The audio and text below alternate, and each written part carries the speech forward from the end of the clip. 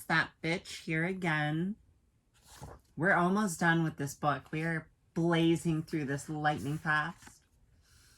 Today we're going to be reading Tearing Down the Walls, Queerness, Anarchism, and the Prison Industrial Complex by Jason Linden. It opens with a quote from Kawasi Balagoon. With anarchy, the society as a whole not only maintains itself at an equal expense to all, but progresses in a creative process unhindered by any class, caste, or party. And it begins, Kawasi Balagoon was a revolutionary new African anarchist, closeted queer, freedom fighter who died in prison of AIDS-related illness on December 13th, 1986.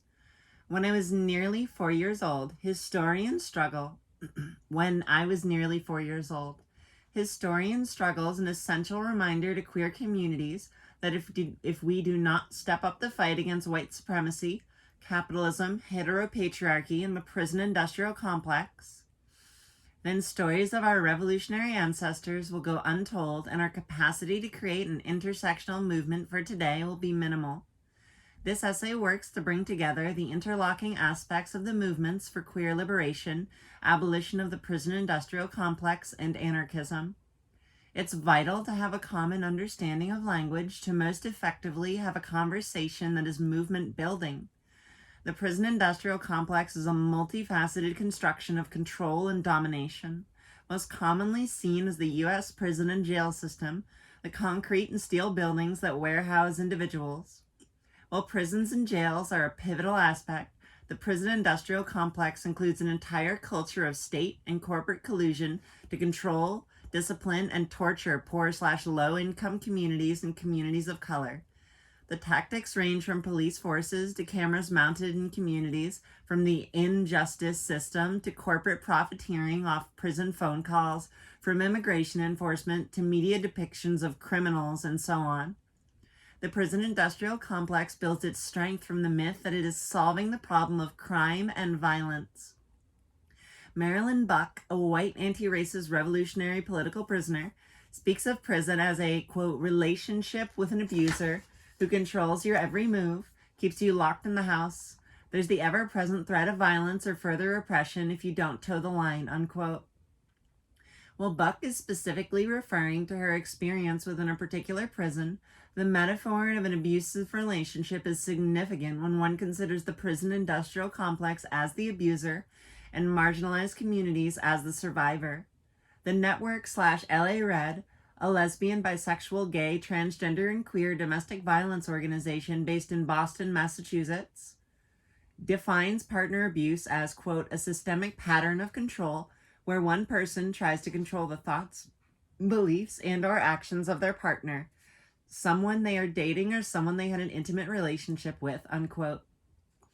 The prison industrial complex is this ever-present force in the daily lives of those most marginalized in our society, continuously constricting the borders of what is considered right, legal, and appropriate, while constantly limiting access to loved ones and support structures. Throughout this essay, I will use the terms racism and white supremacy interchangeably. Racism is commonly understood now as a combination of institutional power and prejudice that creates systems to privilege white people at the expense of people of color. Ruth Wilson Gilmore defines racism in Golden Gulag, Prison Surplus Crisis and Opposition in Globalizing California as, quote, the state-sanctioned and/or extra-legal production and exploitation of group-differentiated vulnerability to premature death. Prison expansion is a new iteration of this theme, unquote. That's like a helpful definition of racism. I'm glad it's defined explicitly, because I feel like there's like at least like half the conversations I feel like normal people have about racism are predicated on a definition of racism that is like individual does not like person, which is the tiny understanding. Then again, you could argue from a non-prescriptivist standpoint that that is also actually what racism is, because it's what most people, white people, think of it as. And then again, you could also that, and too many people, anyway. I'm glad it was defined explicitly. White supremacy is one of the foundational building blocks of the U.S. prison system. In order to understand the complexity of the penal system in the United States, one must also understand the complexity of white supremacy. Andrea Smith offers a framework for understanding these deep complexities in the 3 pillars of white supremacy. This framework does not assume that racism and white supremacy are enacted in a singular fashion. Rather, white supremacy is constituted by separate, but distinct, but still interrelated, logics. Envision 3 pillars. One labeled slavery and capitalism, another labeled genocide and capitalism, and the last one labeled Orientalism and war, as well as eras connecting each of the pillars together. The prison industrial complex has the capacity to operate within each of these pillars of white supremacy, creating intra-racial struggles and perpetuating divisions. Queerness is challenging to fit into a box of definitions. In some ways, that is one of its strengths. In other ways, it complicates the conversation. Other writers in this anthology will more aptly divulge the multitude of queer theories open to interpretation. For the purpose of this essay, I look at queerness as not only the identities of those violently targeted by the prison industrial complex, but also as a sexual, political, and social tool for deconstructing the borders of power. Queerness is not only about fiercer sex, truer gender expression, and theoretical masturbation. It has the potential to expand the possibilities available to intersectional movements for liberation.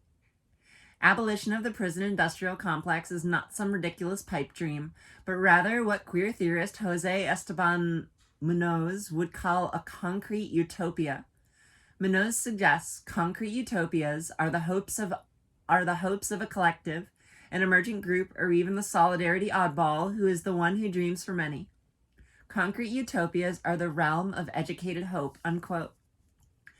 Conceptions of abolition come out of communities most impacted by the prison industrial complex and are told through stories of survival. In mediocre to amazing prisoner poetry, within resistance chants outside of police stations, and through the actions of thieves, sex workers, saboteurs, and others considered criminal by the state. Abolition is not only the goal of eliminating all forms of state control, corporate profit of exploited labor, police surveillance, and destruction of prison walls, but also the strategy for getting us there. Abolition and anarchism hold the same strategies and goals of collective liberation and community autonomy. As Peggy Kornegger writes, quote, "To separate the process from the goals of revolution is to ensure the perpetuation of oppressive structure and style," unquote. That's a really fucking, that's like the means must also be the ends. I'm gonna, good fucking words, Peggy. As mainstream/assimilationist gay and lesbian organizations push for the passage of hate crimes legislation, such as the Matthew Shepard Act, they directly perpetuate the power of the prison industrial complex by relying on its violence while stating that they wish to protect our communities from hateful attacks and murder. Anarchists and abolitionists together have a responsibility to publicly oppose these types of legislation and must offer concrete alternatives that authentically strive to make our communities safer from interpersonal violence as well as systemic violence. Mainstream gay and lesbian organizations have a tendency to exploit our sadness, pain, and suffering after losing people we love and care about.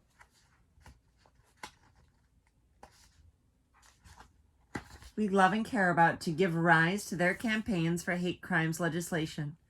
Organizations such as the Sylvia Rivera Law Project, Communities United Against Violence, Audre Lorde Project, and multiple chapters of Incite, Women of Color Against Violence, have all actively supported survivors of violence while also opposing hate crimes legislation, work that must be understood as part of our anarchist and abolitionist struggle. The need to consistently challenge GLBT/queer groups' involvement with the prison industrial complex is not new work for our movements. Kawasi Balagoon wrote on May 31st, 1983, quote, "When a gay group protests lack of police protection by making an alliance with police to form a gay task force, they ain't making a stand against the system, they are joining it," unquote. Many police forces in major cities around the United States have a gay and lesbian community liaison, and pride marches often have some kind of gay police force fraternity parading along with corporations next to drag queens and community organizations. These types of hypocrisy are exactly why anarchism and abolition are needed at queer celebrations and in queer movements. When it is operating at its best, anarchism is tearing down the borders of nation states, smashing the borders of capitalist control, and transgressing all borders of oppression and authoritarianism. While queerness is operating at its best, it is tearing down the borders of gender, smashing the confines of compulsory monogamy, and transgressing the moralism of sex and sexuality. When abolition is at its best, it is tearing down the prison walls, smashing the police state, and transgressing the power of punishment, while instituting new forms of transformative justice. I recognize that all of this destruction and abolition can appear to be placed strictly in the negative and oppositional, without a positive vision for society. However, all of this border destruction and wall crumbling provides a beautiful opportunity for creativity and new visions that are already being articulated and acted upon throughout the world. Not only is abolition a concrete utopia, queerness and anarchism flourish in the growing space. And yet we understand that this concrete utopia has not yet arrived. In Sight, Women of Color Against Violence and Critical Resistance wrote a much-needed critique and demand of the abolitionist movement. Do not pretend we have already reached some utopian community alternative that is actually supporting survivors of violence, and be sure to actually create and facilitate alternatives to the prison industrial complex that keep people safe and accountable for the suffering and trauma that exists and is perpetuated on the left and throughout the entirety of our culture. I think it is when queerness, abolition, and anarchism are in relationship with each other that we have the greatest creative power to actually create a project and culture that celebrates the possibilities of our humanness. How do we move forward? It takes more than articles, hand-holding, or hand jobs to build these relationships and to create effective strategies for winning. When strategizing to abolish the prison industrial complex, many more voices are needed at the table. Transgender, women of color, working class faggots, and anarchist dykes, who are all directly targeted by police surveillance and criminalization of their lives, need to be prioritized as experts on the violence of the prison industrial complex. The policing of public sex must get on the agenda of abolitionists. The pervasiveness of sexual violence in prison and the particular targeting of queer and transgender people needs to be addressed with community programs and group therapy or processing opportunities in anarchist spaces. Many anarchists need to consider their repulsion of identity politics and learn some of their history.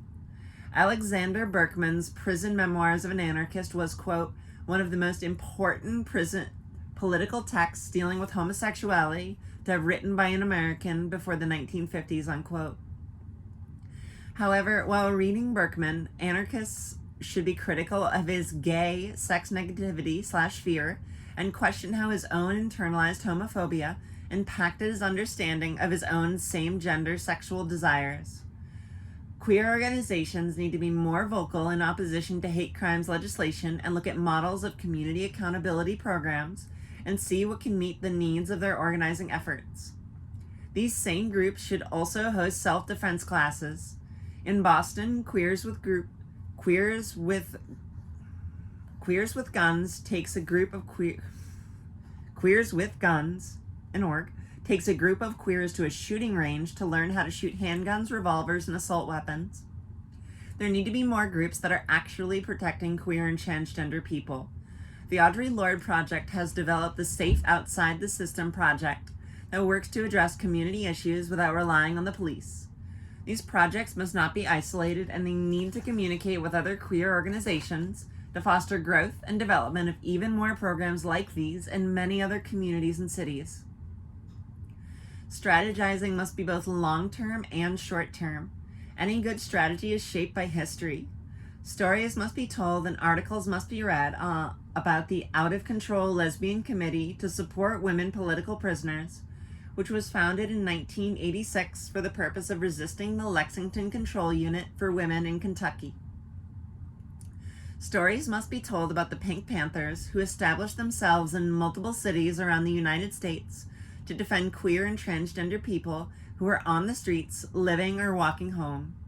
Queers need to learn about Men Against Sexism in Walla Walla Prison, the George Jackson Brigade, and other 1960s and 1970s revolutionary queer movements and campaigns.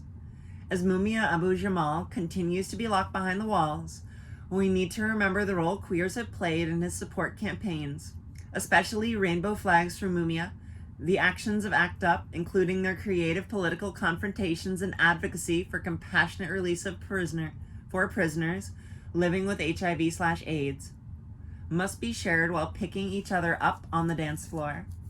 We need to hear these stories and tell these stories to our lovers, friends, and anyone who will be our comrades in our growing movements. We need to listen for the explicit anarchist aspects and the implicit anarchist forms of organizing. In our experience of inspiration, we have the potential to continue living in the hope for our struggles to succeed. When we tell our history, it is given new life as it breathes new life into us.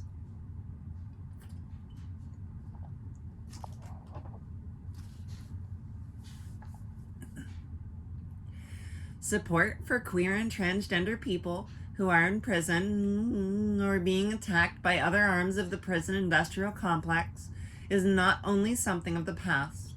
In Montreal, the Prisoners Correspondence Project connects queer and transgender prisoners with, quote, free world people for pen pal friendships, and their website acts as an extensive resource for free world pen pals. The Transgender, Gender Variant, and Intersex Justice Project in San Francisco, headed up by Miss Major, works to support transgender, gender variant, and intersex people who are incarcerated in California prisons and beyond. TGIJP also works with people as they get out of prison and is run by formerly incarcerated transgender women, specifically transgender women of color. They were among a large coordinating effort that brought together Transforming Justice, a conference and ongoing national project that works on bringing attention to the impact the prison industrial complex has on transgender people, particularly transgender people of color and low-income/poor transgender people. Chicago has the Right to Win Collective, which is a pen pal project for transgender, transsexual, queer, gender self-determining, and gender variant people who are living and surviving inside Illinois prisons. In Boston, I am part of the outside leadership circle of Black and Pink. There is also a leadership circle of currently incarcerated people. We produce a monthly newsletter of queer and transgender prisoner written stories, political articles, and poetry that we send to approximately 1,300 queers and transgender prisoners. We also maintain a list of incarcerated people looking for pen pals that is available on the Black and Pink website. As we continue to grow, we are able to do more direct support for prisoners, community outreach, and trainings about the impact of the prison industrial complex on queer communities. Our statement of purpose describes our work, quote, Black and Pink is an open family of LGBTQ prisoners and free world allies who support each other. Our work towards the abolition of the prison industrial complex is rooted in the experience of currently and formerly incarcerated people. We're outraged by the specific violence of the prison industrial complex against LGBTQ people and respond through advocacy, education, direct service, and organizing. We chose to call ourselves a family after all the letters we receive writing to us as their Black and Pink family. So often the families queer and trans people come from can be so harmful, and we have the potential to help queer the notion of family and provide real care and attention too often denied.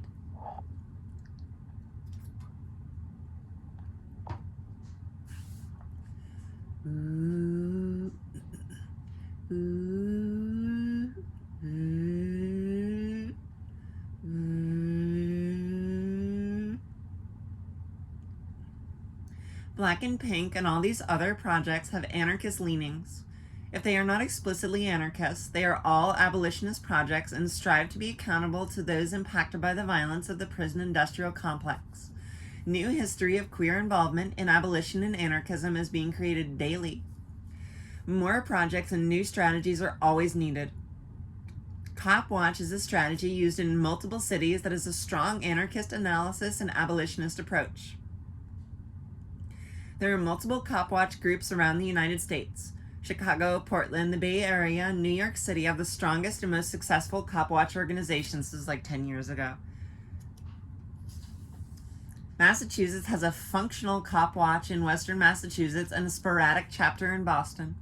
The Portland Cop Watch lists their goals as, quote, to empower victims of police misconduct to pursue their grievances with the goal of resolving individual cases and preventing future occurrences, to educate the general public and in particular target groups of police abuse on their rights and responsibilities, and to promote and monitor an effective system for civilian oversight of the police, unquote.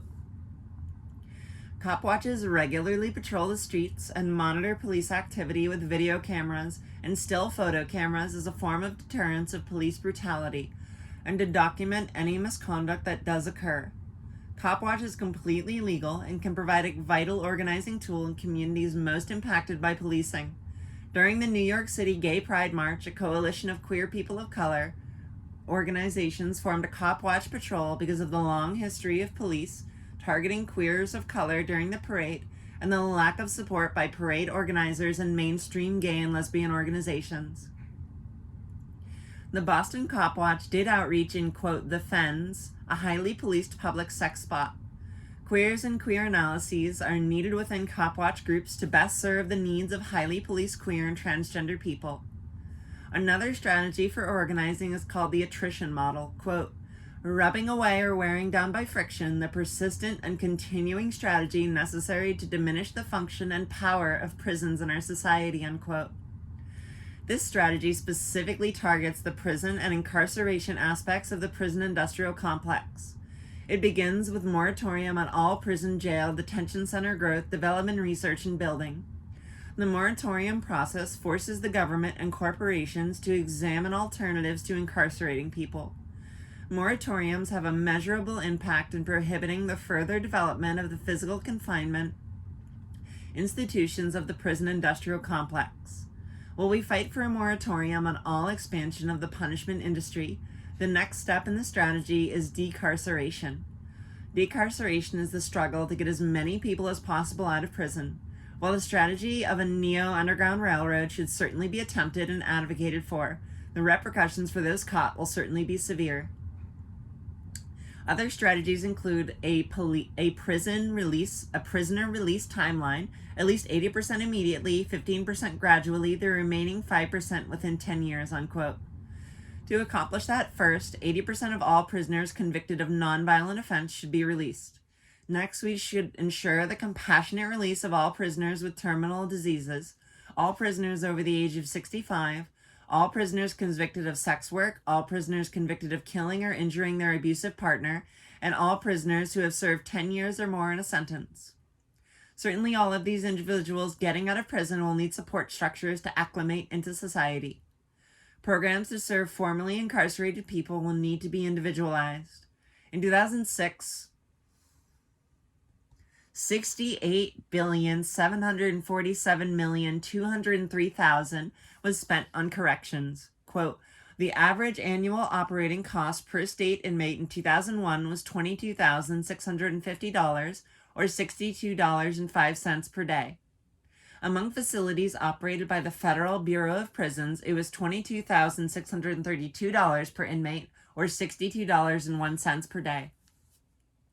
If the United States is able to spend that amount on incarcerating people every year, then it should be able to spend half that amount to care for people in their process of returning to society with money that should be given directly to community-based organizations, not state-controlled programs.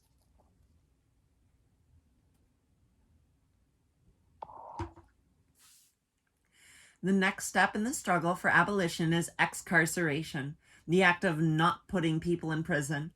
This is where the transformative justice practices come in. Decriminalization must also be included in this process. In the United States, 1 in 31 adults are either on probation, parole, or incarcerated.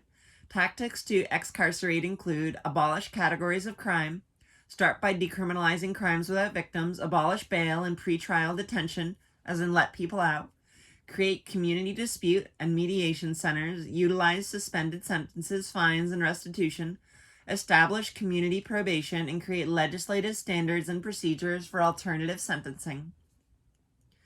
These are by no means exhaustive lists of possibilities, but rather a spotlight on particular strategies as suggested by abolitionists. At all levels, there is a need for a queer and anarchist analysis in order to keep the goal, our concrete utopia, at the forefront of the organizing. It is far too easy for liberals to co-opt abolitionist campaigns. Queer anarchists have a vital role to play in holding everyone accountable to the larger vision. As we tear down the walls of the prison industrial complex, let us continue to build and create revolutionary communities at the same time. These communities will be anarcha/o queer spaces that affirm the great potentiality of our humanness. We must live the alternatives even as we work to deconstruct the system that we are forced to operate within. As we are queering anarchism and queering the abolitionist movement, we'll find ourselves in spaces where we have to address the problem of sexual violence within our communities.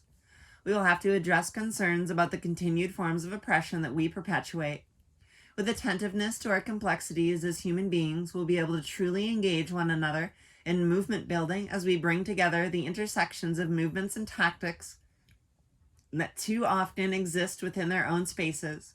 The walls and borders we must tear down are not only those belonging to the state or to capitalism, but also those that keep our movements from working together and informing one another.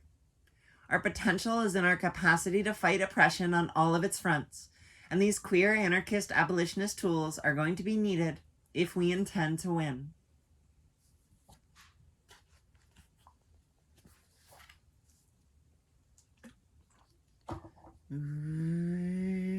I am like clenching way too much. I can feel it in my face. It's hard to talk with a totally relaxed jaw. That was a pretty good essay. I feel like I liked it.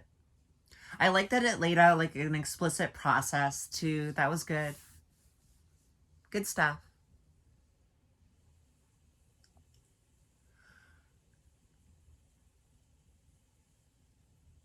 I don't have more. It's like late. My brain is tired. Have a good one.